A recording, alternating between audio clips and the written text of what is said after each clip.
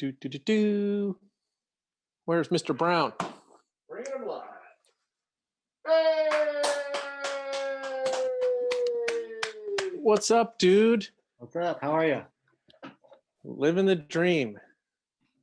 Thanks, man. Maybe. Sorry, I had to have my wife set this up for me. I'm not super Zoom savvy.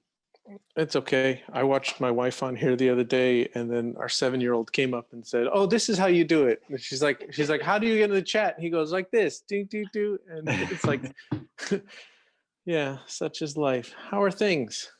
Great. How are you? How's the life of an art superstar? I don't know about that, but life's not bad. That's what this next hour is going to be. It was me just making you feel uncomfortable. Yeah, I'm always uncomfortable, so don't worry about it.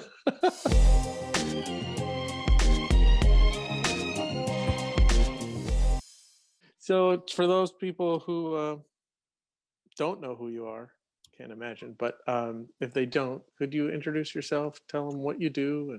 And my name is Dano Brown. I'm a warehouse worker from Victorville, and I also make these toys that people have started to like, and I got some popularity off of, but just another toy maker. So how did it start? Like, I assumed you collect toys as a kid, but at what age? I'm a little different than most of the guys in that way. I'm Right. a Nintendo guy. I only collect Nintendo, old NES era Nintendo. Mhm.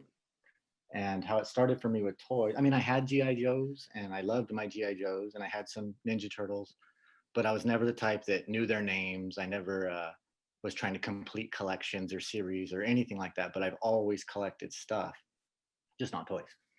And when I started collecting Nintendo, I got really close to completing my NES set.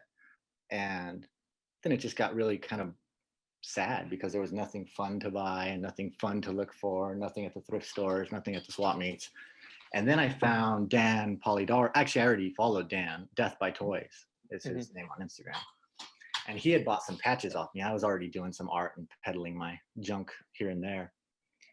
And he made a Mega Man toy, and it just blew my mind. I had no idea about any of this world that you guys are involved in, nothing. And I just could not understand how this Mega Man action figure that reminded me of the action figures I loved as a kid had slipped through the cracks. And all these years of collecting, I never saw it, So of course I reached out, and he explained he made it. So I bought it instantly. And then he made some more Nintendo toys. And at that time, now Dan has, 100,000 followers. The guy's a legend, my idol. But at the time, I had more followers than he did, I think. And I had a pretty big following from my Nintendo collection. So he, I believe, saw an opportunity to get himself out there by sharing these Nintendo toys with me. And he sent me the Black Box series. And I paid for some of them, but he hooked me up really, really cheap. And I shared them, and I think it did help him out. But I just became obsessed after that. And I started staring at the toys, and I recognized G.I. Joe Snow Job head. And I was like, oh, okay, I think I understand what he's doing. I didn't know what kit bashing was. None of that meant anything to me at the time. And as far as I was concerned, Dan was the only person who had ever done it. I had no idea. I was just floored by it. So I knew I could do the packaging because I've always messed around on Photoshop. And when I was a kid, I made fake IDs to get beer and stuff. I knew how to print. I knew how to make fake stuff kind of already pretty well. Man's got skills, yeah. And so I had an idea how that would work. And I had been designing for a while for fun. And then so once Dan gave me the basics on just like what glue to use, what what adhesive to spray the packaging together, all that type of stuff, I went and I took a shot. And my first few were pretty crappy, but it was all about just making them for me, for my own collection. I just want to talk about Nintendo for just a second. So is there like a finite list of all Nintendo related games, like even licensed games? Or is it all the game? Are the games you have Nintendo produced, or it's like anyone who produced a game for Nintendo? For me, my real goal is all the officially licensed, the gray carts that we're used to seeing. But I'm 3 games away from having all of those. And I'm about 9 games away from having all of them. So like weird, like strange ones that you never heard of that don't look like Nintendo games. I collect those as well, but I'm just way less passionate about them. I And really want to get my last 3 games. do you not have those last three because you can't find them or because they're too expensive? Both. I mean, I have some rare stuff that I've been lucky to find. You know, I've been a swap meet troll my whole life, so Mhm. I've found some really good stuff cheap. But once you get towards the end of the collection, at least for myself, and I think most of my collector buddies, eBay becomes kind of your only option. So, Mhm. um, So how and then it much gets would you, if you wanted the last three, what are they? How much would you have to throw down? well, one of them is stadium events, which there's like just like anything nerdy, there's all kinds of different ways of thinking about it, and I don't really consider that. It's just too rare. It came Mhm. out and Nintendo pulled it off the shelves almost immediately and then Mhm. repackaged it and re-released it under their own name. And I Mhm. have that game. It's worthless. It's a piece of crap. Mhm. But the one that came out under the other licensor or whatever publisher, Bandai, is super rare. I mean, I think over $10,000 or something. I'm never gonna get it. Got But it. the other two, they're right around $1,000 each. It's Little Samson and Flintstones too, and it's You know, are they rare for a reason, or they just they didn't make a they're lot? late. Those two are rare. Flintstones is because it was a Blockbuster exclusive, meaning you could Mhm. only rent it from Blockbuster. Wow. And so then when Nintendo or when NES became obsolete and Super Mhm. Nintendo took over and everything, and eventually Blockbuster sold that stuff off. But you can imagine it's not very easy to get. And then Little Samson, I think, is just it came out in '93, the last year of NES. Mhm. If I might be saying that wrong, but real close to the end. And a lot of the very last games are already pretty valuable because nobody was buying them. Right. But Little Samson also supposedly, I don't own it, but is very, very fun. So it has that going for it too. Mhm. And do you play all these games? Nah, I don't have No. time for that shit. And then do you get instructions and boxes, or you just a I loose cartridge do. guy? I'm not like a true completionist. Uh-huh. I do. I mean, if I see a box or a manual, I grab it, and I do have hundreds. Right. But there's some cardboard, just like with toys, and some packaging that is so rare and so much more expensive than the game itself. And it's just like I'm already Sure. a Well, little over my head on this, so I don't need I to go too far. I see all the investors coming to the market. Like if you look at these heritage auctions, like there's two grading companies now. AFA, who does the action figure grading, is VGA, and then there's another company, and they're grading sealed, never opened cartridges and giving them a grade. And like an original Super Mario or Zelda is selling for like 50 or 100 grand, and it's like, what?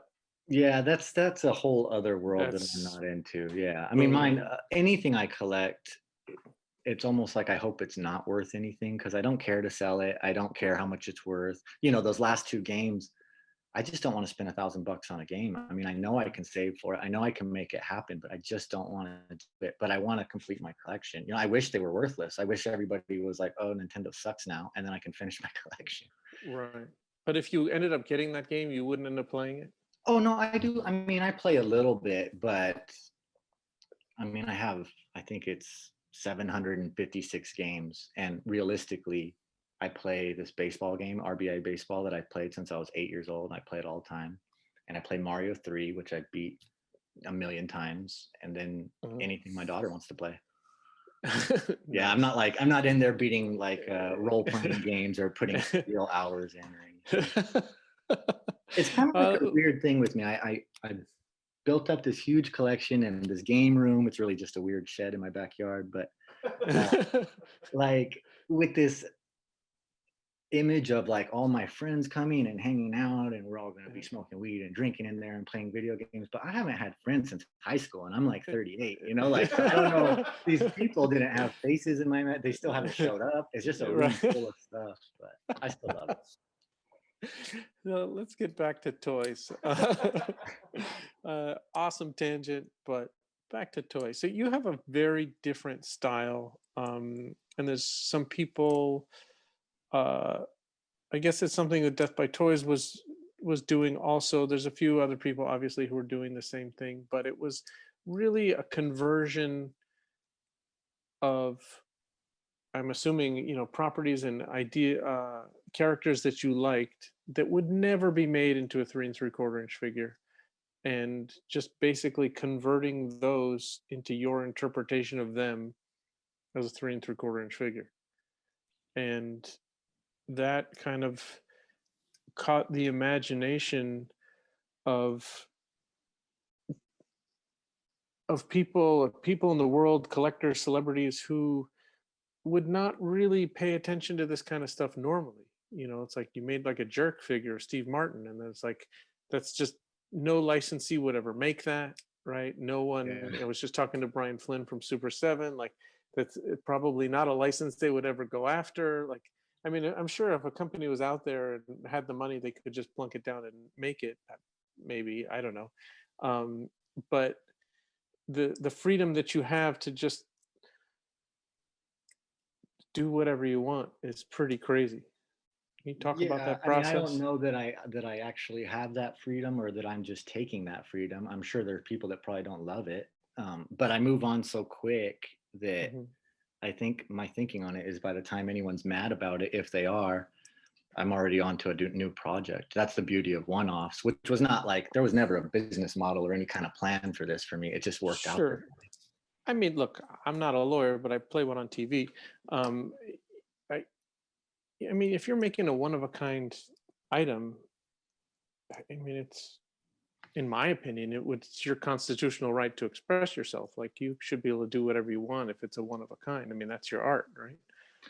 I Like agree. no one's going to tell someone not to paint, you know, Prince or Michael Jackson or David Bowie, without the estates coming after him. Not like when you start reprinting it and making hundreds of them, it starts to become an issue. But It sounds like you think of it the same way I think of it. I mean, I don't feel like I'm threatening anybody's finances or their properties or anything. But if anyone ever does, which actually one time I made a Bob Ross when I was on that Vice News, Mhm. and then I got a lot of eyes on me for a little bit, which was of course exciting, but also came with some downsides too. And Sure.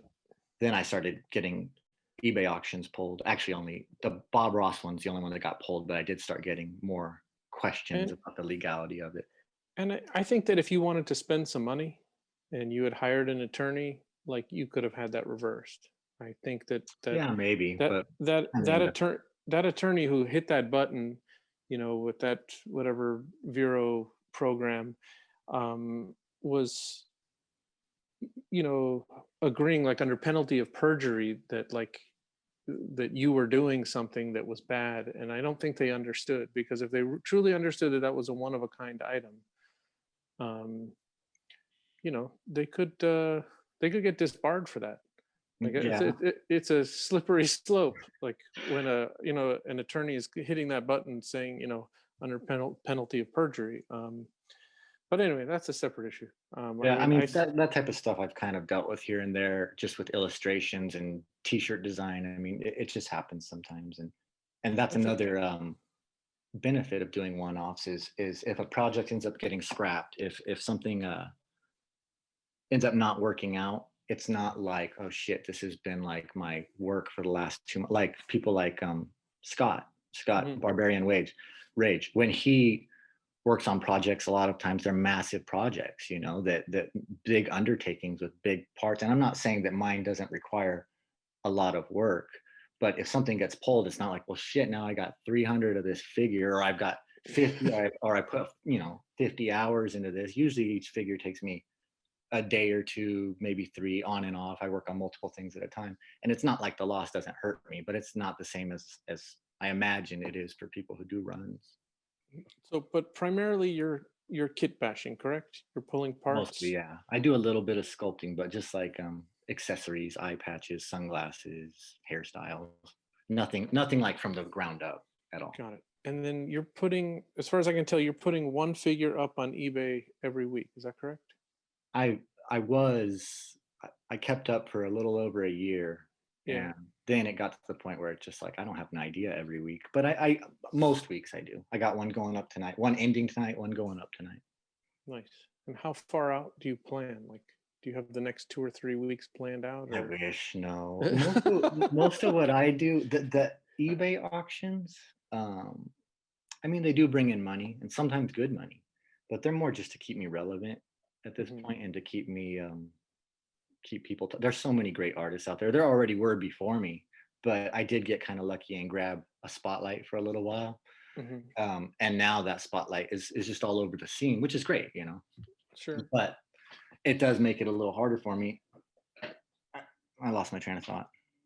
It's quite all right. We're just talking about doing one a week. So if you, Oh, I'm sorry. That's what I was gonna say. Most of my yeah, work is commission work. That's what I do. mhm, If I only did commissions, a lot of my commissions are super boring, you know? mhm, And I could post everything I do. I know a lot of artists that do that, but I don't want to post every dentist that I do and everybody's father-in-law that I make. And, right. you know, I only want to post the fun stuff. So the auctions are for that reason also. But in the beginning, it was one a week strictly. I was like, this is my genius business plan that I accidentally came up with. Mhm. And then, and it did go really well and it still goes well. But then it got to be like, oh my God, I don't have anything. And it's almost Sunday. And I started putting all this crazy pressure on myself. So now I'm a lot more loose about everything. Most of my work is unexciting Mm. commission work. So you talked about that you stay in a warehouse. Yeah. Do you have aspirations to? Are you happy working in a warehouse and doing this for fun on the side, or would you like to do toys full time? This is a super deep question for me, and I'll try not to ramble forever. But I mean, when well, I'll just interrupt you. When I tell people, when other like young artists call me and they're like, "Oh, well, Dano Brown," and look at that, and I'm like, who says he's that? still and I tell him like he's still working in a warehouse. Like, Yeah, people call me and they say about like the Phantom Star Killer and that Super Seven put out, and like, oh wow, like Peter, like he's made it. I'm like, it's like they sold 1,000 figures, and the royalty is, it's right. nice to make that extra money, but um, Still like work. it, He's still it's working. yeah, it's not. No one's retiring from this. No, I think that I've been one of the luckier ones, and I can say now with confidence that this isn't. I wouldn't want to live off of this.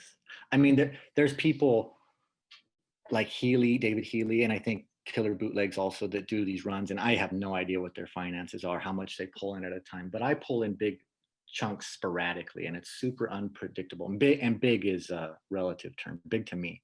Hmm. Um, and actually, I'm learning a huge lesson right now because of all this coronavirus and stuff. My 6-year-old, I have 3 kids, but my youngest was having daycare issues. So I have taken my work offered me a leave of absence with no penalty, Hmm. and I'm so lucky that I'm able to bring in enough money on selling these toys that I can Hmm. still support my family or whatever. But I'm getting a real dose because I did get kind of jaded for a while there and start to think like, why am I still in a warehouse? Because everyone always says that to me. I mean, Sure. and it sounds flattering, but it's actually really frustrating when everyone, even my mom, is like, "Why do you Hmm. still work in that shithole?" Like, and Because it's a steady paycheck and because there's it's a health steady, insurance and you need to. exactly. But I did stray from that, honestly. In my mind, I started getting a little like, you know what, like this is crazy. I'm sitting here breaking my back. I have a hernia. I feel like I'm in terrible shape, lifting boxes all day, and I have a $600 project waiting for me at home. If I could just get there, like, and it does get really frustrating for me. But the point is, now I'm finally experiencing what it feels like for art to be my only income, Mhm. and I prefer to have this as my extra money.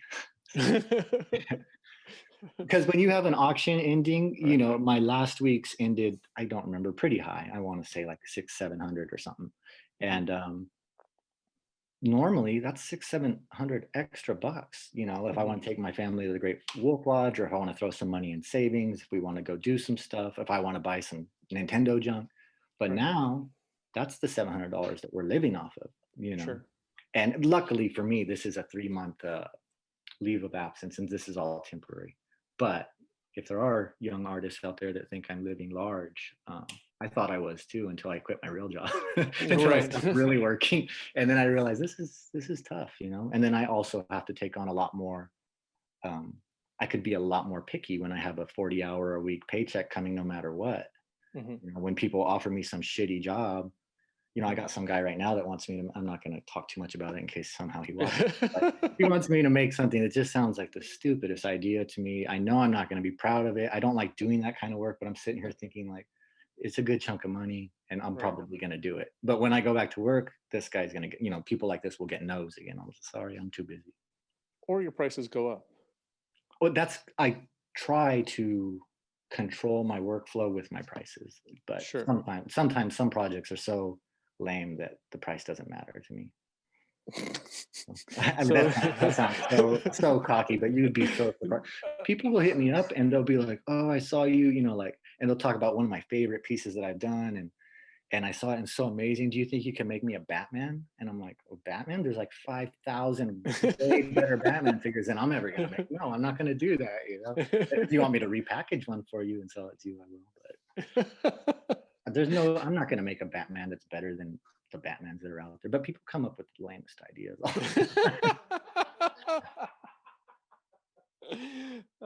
So let's talk about the Vice News thing. You said that there was a lot of benefits, but then there was like some downside to it. What could possibly be the downside of getting that much attention? It depends on your personality, and that's my reminder that I have an interview with you. But it depends on your personality. But I haven't. Once I get talking, I won't shut up, and everything's. I mean, you're witnessing it now, but it makes my job easy. but I do get really nervous. I'm a real anxious person. I try to be pretty open about that online because I know a lot of people struggle with it, and I struggle with it bad, worse than I think a lot of people. Mhm. And the Vice thing, it brought a lot of attention, a lot, and it's very exciting, but it's also taxing. It's hard to explain, and it also sometimes, a lot of times, the things that I complain about, I worry that they make me sound ungrateful, and but it weighs me down sometimes. A better example is when the Yodel kid hit, which was my first big break. Like, I don't know if you would call it a break, but the first time that people wanted to interview me. That's a break, dude. Yeah, okay. The first time people cared, sure, to know more about what I was doing. And I was at work in the warehouse, and my phone just started strobe lighting. It was just going crazy, and I was like, "What?" I could see it. I'm not supposed to be on my phone at all, so I have to like sneakily look at it, and it's just like notifications like crazy. And I was like, it started blowing up the day before, but it really went crazy the next day while I was at work, because I think some famous person reposted it, Leon Bridges, somebody I didn't know, some singer. Sure. And then and that was my first experience with any kind of celebrity or anything, and it just went crazy. And I had my first real like panic attack, I'd say, like while I was at work. I mean, at first I was so excited, I was so happy. It was already starting the day before, and I was like, hell yeah, like I'm going viral. And then people wanted interviews, and then I was like starting to think about how I had to talk about it. And then the Yodel boy, his name is Mason Ramsey, his manager reached out and was kind of like threatening, like almost not to sue me or anything, but basically like, hey, we want that figure and we'll leave you alone if you send us the figure. But I had already sold it. It was already spoken for. And I was just like, at that point, I was just like going so crazy at work. And I was like, I still had to work like 5 more hours of manual labor. And I was just shaking, and it all sounds so silly to people who don't go through it. So sure. But it was really tough for me. And Vice was another moment like that. When Vice finally came on, because I knew they were coming, they hit me up for an interview.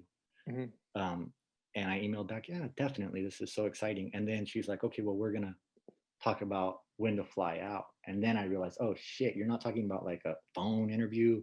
Right. Which I know. And I'm like, I live in like meth land, USA. Nobody comes here. Like, there's no reason to come. I live in a desert, Yeah. And I found myself, what I do often, self-sabotaging and trying to talk her out of it. I was like, this is, there's so many better artists. You can find someone better. I could probably find someone for you, and I started really like backpedaling. But I did, I talked to my wife, and she's like, you're an idiot if you blow this opportunity, like you've been. Look, you get offered things like there's just dumb luck. It's like you do stuff, you put it out there, and opportunities just arise. And I just tell this to everybody. It's like, you take advantage of what's in front of you, and because you can't make it if you want it, right? You can't start calling a news agency and say, come interview me. So it's like, this is the hand you're dealt, and you play your cards. Like, what else can you do? And it's not, yeah, there's going to be a downside, and yeah, there's an adjustment. And I guarantee you, if something else goes viral, like, and now that you've gone through it, you're stronger. Like, you're not going to have a panic attack next time something goes viral. You're going to be like, All right, cool. It's happening again. Like you've done it I before. am getting better at it, but You know, it but is sometimes still even something just like this interview. You know, I already know you. I've met you. You're super easygoing. But the final like half hour leading up to it, I'm like, fuck, why did I agree to do this? You know, like, oh, I'm gonna be so fucking I'm lame. sorry that I've caused you so much pain. No, it's my life. It's my life of pain that I've been given. But, I but I think it's practice. It's like anything else. It's like you practiced making figures until they were good. This is also something you practice, you know, and it might not have been who you were. I couldn't have done a show like this and hosted this show for 4 days for 40 hours or yeah, that whatever seems rough, dude. 10 years ago. You know, it's like I could talk to people on the phone, but I couldn't get up in front of people and talk or talk Mm. about myself. And you know, now they just make fun of me like the tangents. You know, it's a hashtag now. It's like Dove tangent. I just start talking, and it's like, and everyone's just laughing. Here he goes, like, you know, human Well, there's nobody evolution. better liked in the scene than you, so you got it pretty easy. You'd have to do something pretty terrible to fall out of favor. That would be a funny segment. What Dove could do to fall out of favor with the scene. It's a challenge. You know, it's just not that hard. And it started in the distribution business. Like, you pay your bills and you tell people the truth and you answer emails, you answer the phone, you do what you say you're going to do, and then people think you're a fucking superstar. Like, it's not. You know, I don't make people promises. I don't tell people like, "Oh, I'm going to sell your shit. It's going to sell out. You're awesome." Yeah, You know, I'm the opposite. I'm always managing expectations, saying like, "Oh, I'll put it out there. I'll see how it does," but I can't promise. Like, you right. know, I don't.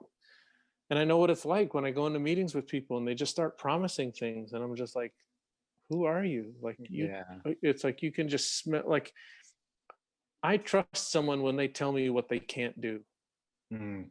You know, right? And when people just start telling me all the shit that they can do, it's like, I That makes a lot of sense. I don't know. All right, so then the Vice thing happened, and I feel like, you know, the conversation that we had is that you started feeling you were getting a lot of attention, and you were feeling like you didn't deserve the attention, and then you were getting some pushback from the scene. Yeah, Can you talk? the scene has been kind of love and hate with me. I don't really consider myself too much a part of it exactly, but I have a ton of Mhm, friends that are, you mhm, included. But I feel like I'm a little bit on the outskirts of that. And as far as not deserving it, it was tough for me because Dan, Polydoris, like mhm. he really was so giving. And now, especially, I realize how much some people will guard their trade secrets. And, you know, I'm not going to judge those people on that. But Dan was my first experience with actually going out of my way and asking for help. And he was so giving with it. And then I just felt like all of a sudden I was on Vice and he was just kind of like the other guy. I don't, maybe he didn't feel like that, but I started feeling like, oh, this isn't really what I wanted. And then some of my interviews wouldn't mention him, even though I did. And I started feeling Mhm. guilty about that. But now Dan is crushing me. So fuck him. I highly doubt that he felt that way at all. He is so nice. He's such a nice, honestly, I think I was just projecting because I secretly am such a competitive little piece of shit. No, like he's not like that, and I don't relate. Like I started feeling like, oh, I'm pulling ahead, and Mhm, I don't think he even thinks of pulling ahead. You know what I mean? I mhm. just started feeling like, how can I get him some of this spotlight? Like I'm taking it from him now. You know, like and he's such a cool guy. I can't talk highly enough about him. That's hilarious. I think, yeah, there's something that happens to artists in our culture, just people, I think, all over, and it is part of the culture. Don't really want to talk about where it comes from, but there's definitely a lot of people who, when good things happen to them, feel that they don't deserve it, and then they figure out a way to sabotage it. Yeah, yeah. And I think, you know, of anyone, any artist that's working today, eliminating self-sabotage and self-loathing is like is really job number one. You Yeah. know, it's not having a huge ego and being a narcissist, but it's like just um you know, there's a saying about like you know, well, so I worry. We do all this work and um we set up the show and I get everything in line and we do all this stuff and then you just sit there and worry. It's like, oh, what if it's a failure? You know, what if people don't show up and buy the stuff? What if an artist is disappointed that their work didn't sell? Right? What if they're disappointed in me? What if they think it's my fault? Yeah, Right? I'm getting stressed out just hearing you list those questions. And so there's this concept of what they call like just it's called like tethering your camel, right? It's like you do everything that you know how to do, right? I did the posts I needed to do. I set everything up. I got everything up on time. I made, you know, I followed through on all the commitments. I made the night before, I posted, did my stories on Instagram. I did all the press releases went out. And then once you like cross everything off the list, it's kind of like when you finally get the work done and you post it on eBay. And then you just have to kind of, I'm not a religious person, but you just have to like just sit there and like open up and just let the world or the universe just gonna do Do what its it's gonna thing. do. And and to make up a story and to start worrying and stressing about like how it's going to do or what's going to happen, it's like you know, there's the things that I can control and I do my best to control the things I can control to compensate sometimes for the things I can't control. But you know, I can't make something sell if someone doesn't want to buy it, Yeah. you Yeah. know.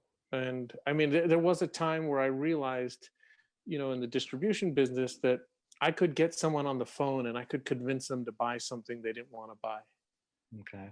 right? It's a skill. But when you do that, then there's more pressure because if that thing sells, they love you and they think you're a genius. But dude, if that sits, they hate you and they won't take your call again. And after doing that a few times, I just said like, "Hey, I am making this available to you. You buy what you like." I still have Mm. customers like, "Hey, what's hot? What's going to sell out? What?" And it's like, dude, look at it. If you like it, buy it. If you Yeah. don't, go away. You know, How much is stuff you keep for yourself? I know you collect. I mean, um, I try to keep one of everything. I don't keep not. one of I'd say like, everything. Where the fuck would you keep all that? That is so I, much stuff. I mean, I have. Hold on. I mean, I have a 10,000 square foot warehouse here. Oh, okay. That's all you had to say. Look out the doors there. Oh, wow.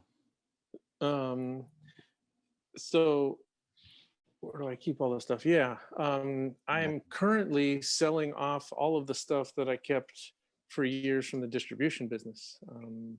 I kept not because it wasn't about liking, it was just kind of a policy. We kept two of everything that we distributed. Mm. And that's most of what you see out there is that. And we're actually doing a DKE archive auction in March with Heritage that's going to hopefully part with a good chunk of that. And I've picked out the things that are meaningful to me, um, and the things that kind of represent like DKE history. And now that I have kids, I think like, you know, what would, you know, because you know, my kids are getting to the age I'm starting to tell them stories about stuff, and then realizing like I have nothing to show them for that story. It's just a, you know, otherwise it's just dad like saying, back and when I was young, I used to do Yeah. this. You know, it's like, well, here's the thing, like, you know, so um but as far as the figures, I try to keep one of everything, and the other stuff that I'm collecting is mostly Star Wars references in uh you know, in bootleg editions. I try not to get too into one of ones, but one of a kinds, but there's often, well, let's say for you example, like if I want you to be in the book that we're doing of Star Wars bootlegs, like you did make me the one Modelo. Yeah, that one uh, sucks though, dude. it's like it's your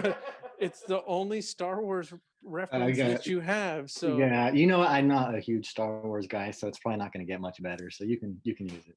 Yeah. So, and so sometimes there's, special instances like that. I was talking to Obvious Plant yesterday, and, he has his Steve Wars figures. So I made sure to get a few of those because Yeah. to have you guys not included because it's not because you don't fit the mold of what everyone else is doing would that would be weird, right? Yeah. It's No, just so it's I'm like, proud. I want to be included. I do. I just, it's not my proudest piece, but I do want to be included. you know, uh, it is what it is. I mean, it's definitely not a bad piece. They sell other things that are, the same or worse. So it's not, I don't know, but the concept, it works. I don't know. It's not your one of a kind, like, because I understand what you're saying because you're taking something that already existed. You were actually doing what a lot of these other A lot of resident people. artists And I did do. get kind of dragged for that, and that was a rough first experience. That was the first time I really got accused of copying, is when I made that, and I was like, I thought just everybody did this shit. Like I thought we all were sticking our two legs on things. I didn't know. It's actually getting to to it's kind of a joke now. Like you just put R2D2 legs. Can you hand me that poop like right there? I know I Actually, follow that artist. I know. Is it the toilet one? I love that one. oh, R2D, the art. It's right in the corner. There it is. I mean, when I saw this, and I forgot who did it, but when I saw it, I I hadn't realized like I hadn't like seen that one. how I had to have this, Yeah, no, I could see why that would be a must. and it's only a must for me, right? Because in context with everything else that I own, like just I have like vaginas with dicks with Star Wars, the Yeah, R2D2 yeah. legs and Coke cans and Campbell's soup cans and Modelo cans and you name it, like Michelada cans, like it an outhouse with R2D2 legs. Like this was That's just the one like, I thought you were gonna show me, the outhouse. Oh, yeah, but this is just like the logical progression. yeah. This whatever artist made this, and I don't know. I posted it on Instagram asking like, who made this? Actually, I asked the wrong question. What did I say? I said something like, uh, How I was said this what made? I said what is this instead of who made it, Oh. and then if you look at the post, it ends up being like, oh, that's like shit 2D2, that's R2 shit 2, that's R2 poo 2 poo 2D2, and it's Knock like, it down. Yeah. and it became like a naming contest, and I was like, fuck, what did I do? So I have to every once in a while, like, my advice to all artists is sign your work and do something to let people know what it is, and this Mhm. has none of that. Sign your turds. Sign your turds. So you're gonna keep the day job. You got the family. You're, And I think I'm stuck with both those things for a while. and then you have the fame. I mean, are you happy? That's a stretch. Um, I mean, happy about, yeah, in general, yes. In general, I am happy, but I am stressed a lot. I am. I'm I don't know. grateful. To be clear, I don't know any happy people, but go on. I'd say most of the time I'm happy. I have a lot of, sometimes I let this art stuff dictate my happiness more than I would like to. And right Mhm. now, I'm just not super, I'm feeling better about that. I'm more focused on just like others. I have all this home renovation stuff going on. I'm spending some of the money I've been making and doing, starting to actually enjoy some of it. So I haven't been making as much art, and I feel happier kind of. But I think that also goes back to the fact that I'm not doing my day job right now. Mhm. And I'm also, it's a little bit of a slap in the face to me, because I really did convince myself and even start to get frustrated with people who wouldn't jump on my side about it, that I was just way too fucking good to work at that warehouse anymore.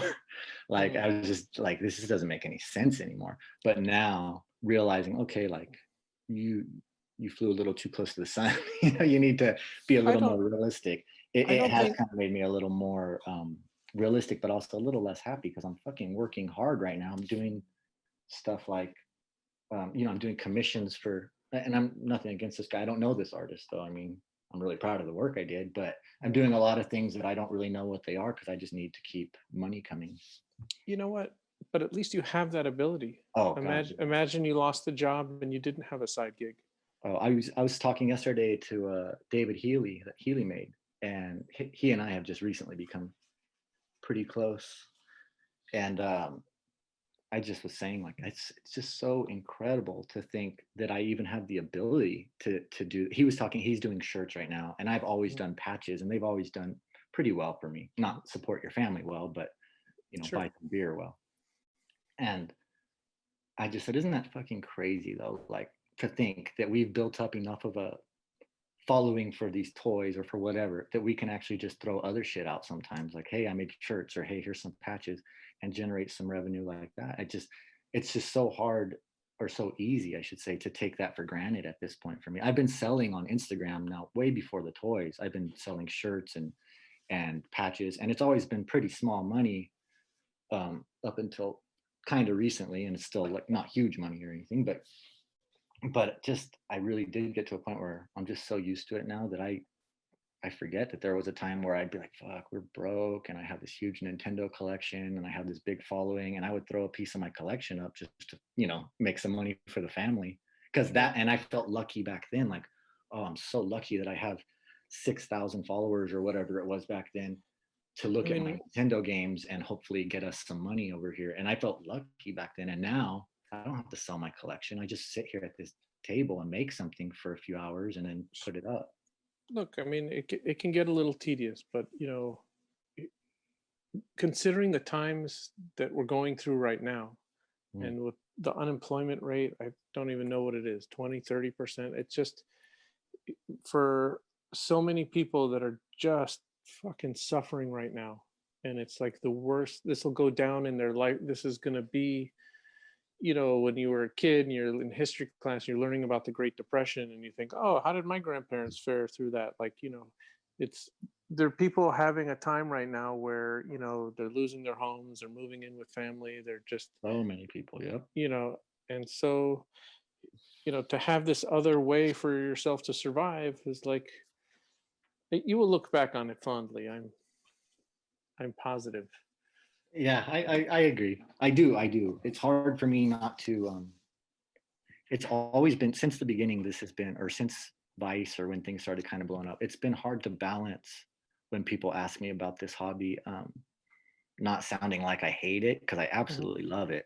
But it's hard for me not to just talk about the negatives of it, because Sure. sometimes when I talk so much about the positives, I feel like that comes off douchey in a different way. Like, I'm like, oh yeah, let me tell you about this new celebrity that I'm working for, and all this crazy stuff is really going on in my life, and it's exciting to talk about. But so much of it went on in such a short period. I mean, still going on, but especially around the Vice time, that I felt like I just kind of burned people out. My friends and family. Like, it seemed like every day I had some cool shit to tell them. Right. Which I'm Uh, very grateful for. But then it kind of started going the other way, where I was like, well, it's not all great. Like, let me tell you about this bad part, or this shitty customer, or whatever. I I think you're excessively hard on yourself, Yeah. and but it is certainly like an example of how relative things are, and that the human condition and the human struggle. It's like, it doesn't matter if you're like a self-made like billionaire, right? You still wake up one morning and you don't want to do the work you have to do, Mm. or someone else upsets you, or someone else doesn't treat you right, or people say the same shit. Like, money doesn't solve those problems. Like, the human condition's always the same. And you know, I mean, I guess you could buy your way out of those problems Maybe. sometimes. I don't know, but no one I know gets to do that.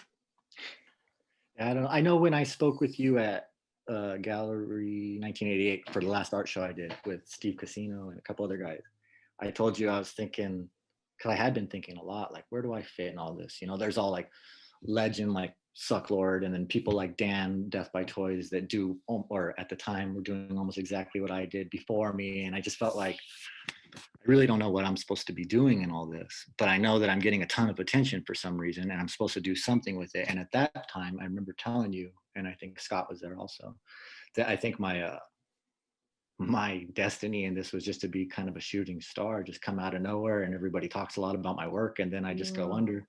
And And what now, did what did I say there? I don't know, something encouraging that helped at the time. I don't know, remember. Yeah, I'll tell you that Full that you're full of shit. Like, it's just You don't have to like make up your own history. No, You and know what I mean? I was You gonna let say, I feel better now. I feel more like, okay, that was a little weird that that's the way Mhm, I was thinking. And now I think I'm just another artist out here. I'm lucky to have as much spotlight as I have.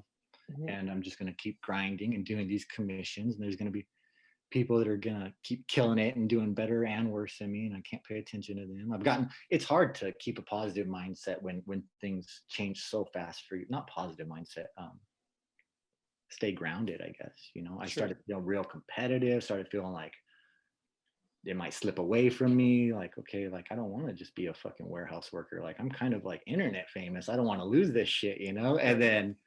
then I got to a point, like I said, now where I'm off work and art is my full-time job and I have a real taste of what it's like. Mhm. And I feel like really leveled out right now. Like I'm just really grateful. I have this whole other income plus a job. And things are pretty good. But Happy imagine might what it'll be. happy might be a stretch, but I'm closer than I have been in a long time. But imagine what it'll be like when you get to go back to work and you get to be more picky about the jobs that you take on, and then Yeah, that's what it can get I'm back kind of to. telling myself that it's crazy that I would never before this I would have said there is no plus side to me having that job other than security, but there's actually quite a bit of a plus side to having a steady job. And you, when the time comes, and when there's enough buffer in the bank, and when the the world proves to you that this is something that can sustain on its own, then you'll make the choice at that time. If it comes, it comes. I you can't know I i can't complain right now. I've done i, enough of that. I I got it pretty good. I remember, running the distribution business out of the house.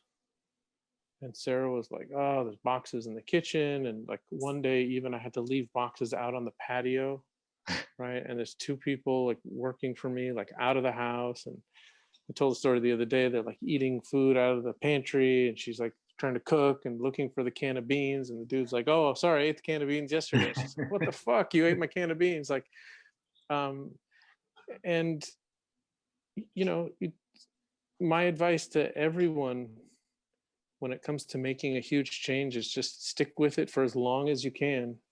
Yeah. As long as you can stand it, and as painful as it is, and it was, um, because if I would have done it earlier and then had to come up with an extra $10,000 a month in expenses, can you imagine? Mm, I'd be shitting myself every day. yeah. But I pushed it a couple of years beyond where it should have been, and had to deal with the pain of boxes and just uncomfortable with people in the house. And by the time I had to sign that lease, and that was a rough day because that was a 5-year lease, right? With like a 2-year extension. It was a 3-year with a 2-year extension. Whatever it was like there was a lot of papers in that lease. So it was like, um, you know, it was that was a stressful day. But Yeah. to know that I could have handled that, a year earlier, but had that buffer and didn't make the change until I absolutely couldn't deal with it anymore, to the point where I was losing money by not being in a bigger space, right? Right. Yeah. Because then I had to keep stuff at a friend's warehouse, and then I had to rent a truck, and I had to go pick stuff up, and I had to do this and do that. And then you start to feel like, oh, now I can make a change. And I'm a risk averse person, who doesn't like, go to gamble on the ponies and shit like that. Like, just Yeah, mine is for what I'm doing, it fluctuates so much. I did get to a point where I was like, okay, this makes no sense. I'm making way more money making toys at my kitchen table than lifting boxes, and I'm mhm, wasting 40 hours a week. But like I said, now here I am, and I'm not making as much money on art as I was at the time. I'm still doing fine and I'm supporting my family, which is insane. And I'm so lucky for that. mhm. But it just really showed me like it really, I mean, I imagine your business, you built it. Mine is just it's crazy. I could have an auction end. I think the one today will probably end under 300 and the one last week was 700. And then I had one recently barely hit 100. I mean, they fluctuate so much. It's just hard to, and that's just auctions and then commissions. I mean, I keep the list pretty full, but it depends on how fast I can work. And since I do only kit bash, and I don't know how to what do they call it, mold and cast and all that stuff, it's like a lot of times I got to order shit too. You know, I don't have like a stockpile of the same legs and same arms and stuff to work with. I got to just buy stuff. And I'm not a toy guy. I mean, at this point, I think I'm an honorary toy guy, but I don't know. I don't know toys the way people like, I'm sure you and Scott and so many other Killer Bootleg, all these people, Dan, Death by Toy. I used to hit Dan up and be like, dude, I want to make this figure. Like, do you know any action figures with bald heads? And then he would just send me a list. Like, I just don't know that stuff. But Right. now I do it all, you know, every day. So now I do, but I wasn't. It's a process. I'm getting there. I'm getting there. Sounds Now I look at toy. I'm on eBay looking at toys so much. I feel like I need my Pocket Heroes Lex Luthor. I have him. All right, dude. You talk about the boxes in your kitchen. I mean, see, like this is my art studio or whatever, but it's really just what a fucking mess, man. Dude, that's a terrible life you have. Trust me, I straightened that before. This is as good as it gets. So. All right, dude. It's been a pleasure. I really appreciate you taking time. It's really an honor to talk to you. I'm honored that I'm included and with all these great artists. I think whether you like it or not, you're included. Right? Right. You can have whatever opinion you want, but you're a part of it. So, and it's sounds like I don't have a choice. Isn't it easier that way?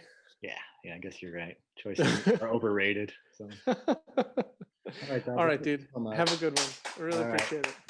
We'll talk to you next time. I don't know how to disconnect, so I'm counting on you. Oh, I got it. Awesome.